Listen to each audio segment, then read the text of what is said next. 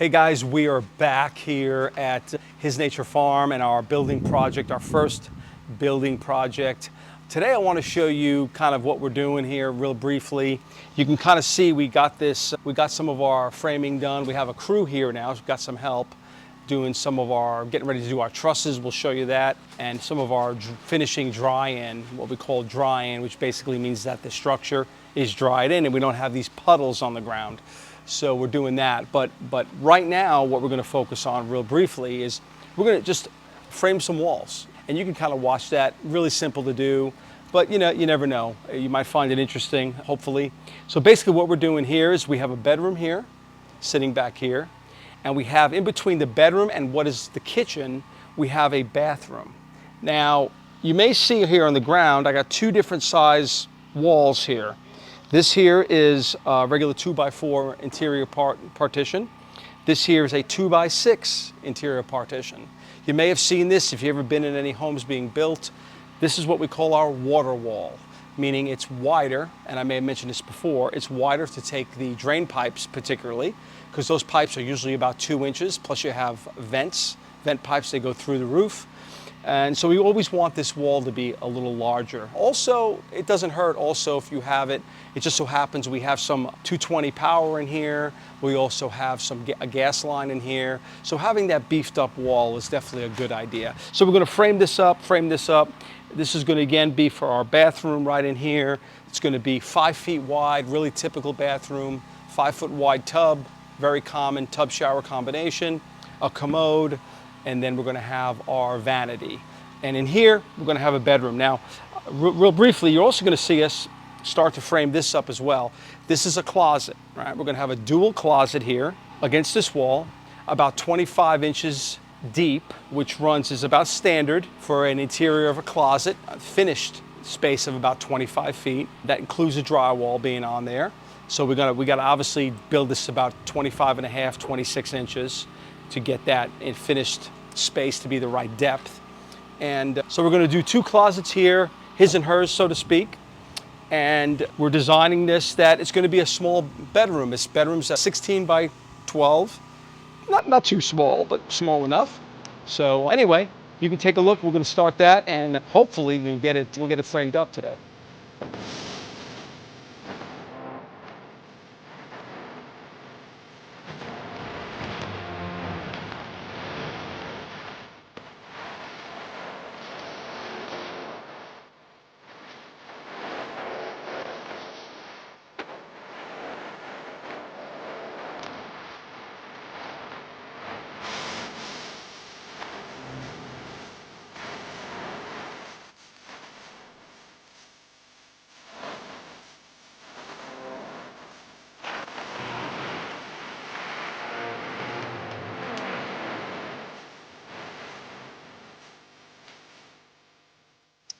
All right, guys, so I wanted to show you real briefly about putting in a window.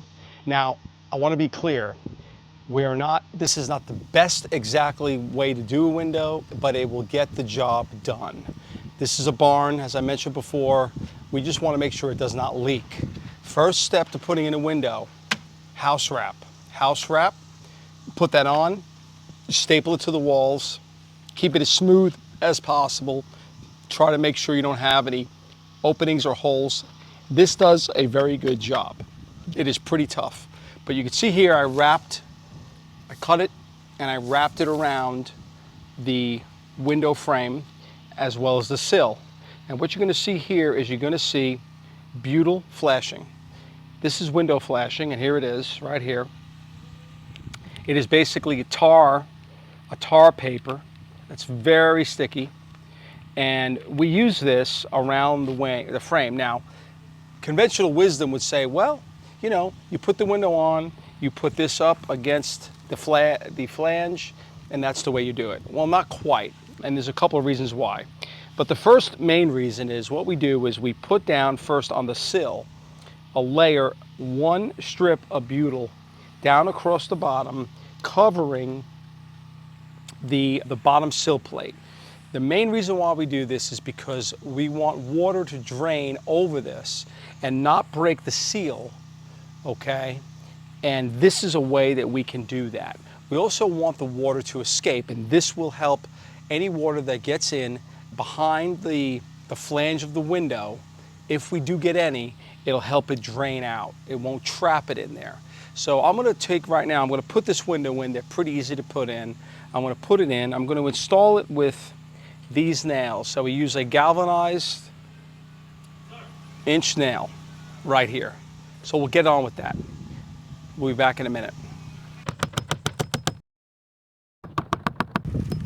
I'm not going to use everything. So what we did is we placed the window in the framing here. Now, when we frame these windows, I usually frame them about 1 inch wider and about one inch taller, maybe even ½ inch to the actual width of the actual frame of the window. This flange, of course, sits on the outside. But when I first place them in, I get it roughly level, pretty level, and I put in a couple of nails on each side, one at the bottom to hold our bottom in, and then 2 on each side. Now, you're going to notice here, if you will, these are slotted. They're not exactly round, and there's a reason why they're slotted. It's hard to believe, but vinyl does expand and contract, particularly the frame. The glass is going to hold it together, but these frames do expand a bit, right? So they do expand and contract, and if you nail this really tight, it can cause this to buckle underneath the trim. And I'm not saying it's going to warp the window, but it definitely can cause it to buckle. And really what you do is you want to fix it and nail it in with those roofing nails pretty loose. So the first thing I do as I put it in is I put those nails in. Now, when I level it, sometimes what I'll do is I'll just place it on the rail here, and we will place it on the rail of the window on the outside. I will not do it typically on the inside because the bottom sash potentially could not be closed all the way or something like that, and it's not straight. But we know that this rail here is going to be straight. So I typically will do that. Sometimes a small level will work fine. This was a little big. But I put this in. Once I have this set where I want it, where this window is, put it roughly even on each side, make it fairly even, because I'm pretty much a stickler for making sure it's exactly in the right spot, the window, and we go from the center. That's how we measure these windows when we place them. So the center of this window is the exact center of where I want it. Would a ½ inch make a lot of difference? Probably not, but I'm a stickler for that sort of thing, symmetry. So I like it to be in the middle. So here, I want to show you one last thing here before I work on this. This is where our butyl paper is, our butyl flashing is. And as you can see, it's sitting underneath the flashing here. Now, the idea, again, is if we get water, now we're going to put this flashing, I just want to show you, you're going to see me do it. We're going to put this flashing over here on the outside, but we're not going to do this, okay? The reason is if we get water somehow, water gets up from that top and gets behind here, it has a way to escape down in here. And it's not going to damage anything because it's over the paper, okay? So chances of that happening are pretty slim, but if it does, water sits in here, it'll rot out that bottom sill in a heartbeat. These are obviously framed with pine. It's not pressure treated lumber. It will not take long for this bottom sill to completely rot out. So you want to make sure that you have some room. Now, even when we nail it, you may see it or not, I'm going to nail it every other hole. I'm not going to nail every hole. It's not necessary to nail every hole. So I'll nail every hole, every other hole, then I'll put this butyl paper on the outside, and this window will be done. So anyway, let's get that going, and I'll put it on, I'll show you the finished product.